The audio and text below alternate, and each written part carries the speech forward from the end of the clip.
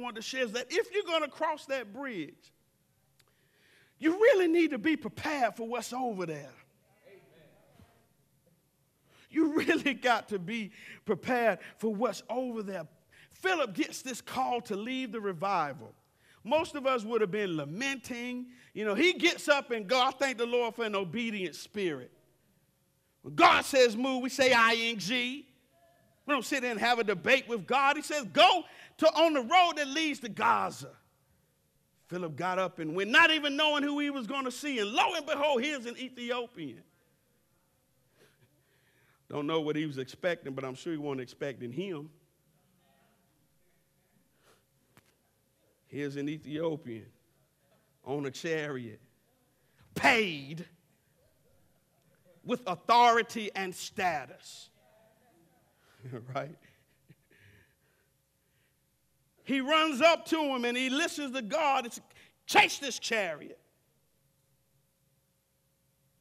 God sends us across the bridge. One of our challenges sometimes is that we begin to look for lookalikes.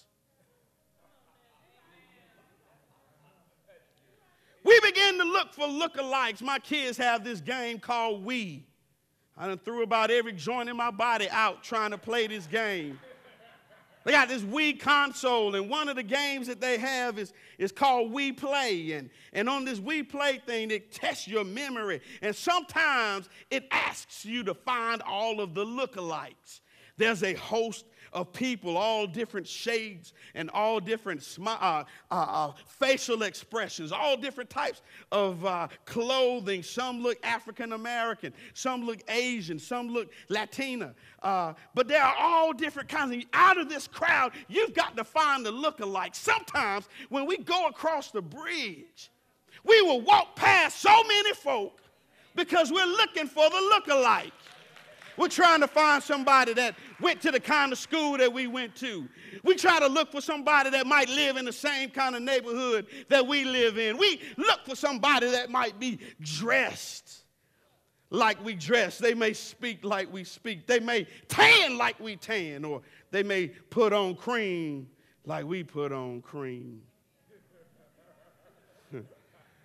If we're going to go across the bridge, you need to be ready for what you might find on the other side. Because, see, when you go across the bridge, you may find a sister who's more like the woman at the well than she's like you. She may already have 4 or 5 men, and the one that she with not her husband. You may run across somebody who got 4 baby daddies.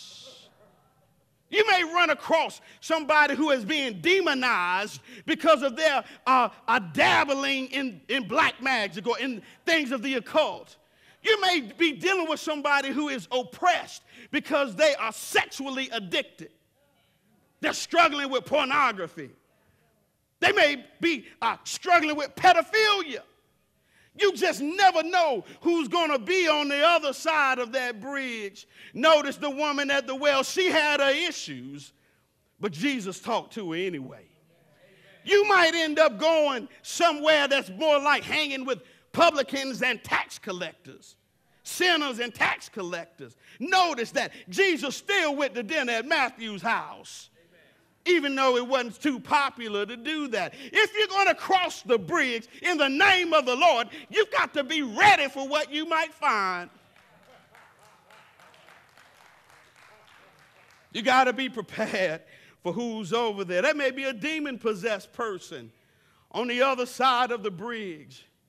You got to understand that the reason that the bridge is there is not to look pretty, but for you to cross it in order to snatch somebody out of the grips of death and hell. Amen.